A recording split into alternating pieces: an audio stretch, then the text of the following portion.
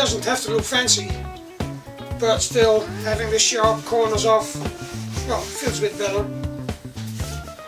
So just doing a bit of sanding and then connect some kind of legs or razors to it, and then connect this part that is unfortunately this high to go into the connector. So leg should be at least this height, so you know, to store it, put it away. It will work.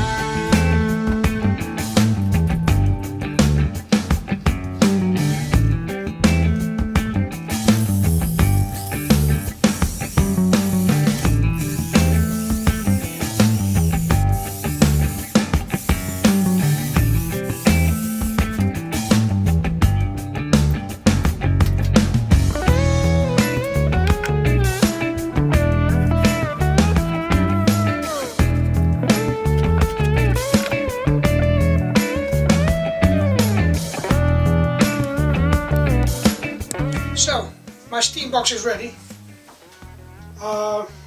1 meter length inside, and well, with the height with about 8 centimeters. I mean, there's not much thicker going in there. Made some rubber on the side. Nothing is glued because that has no use, so wouldn't make any sense. So everything's screwed and just a little bit of sanded outside. I made the connection, so I had to take one of the accessories that came with the steamer, because this is the connection handle. So here's where the hose is, and this fits on everything. So I had to, you know, mount this so I can just put it on,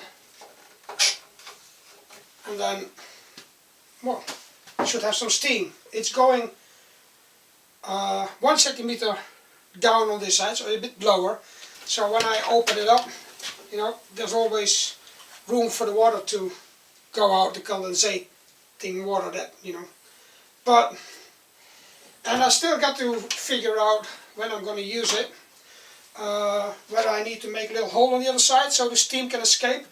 But I guess with this wood not being glued or anything, there's going to be little spots where the steam can escape, so the pressure doesn't go up in here. So yeah, that's my Steambox, and soon I'll let you know what I'm gonna make with it.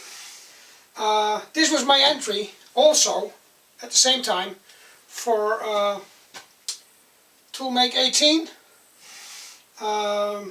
because I think it's a tool, and for that I think it's suitable for this Toolmake 18.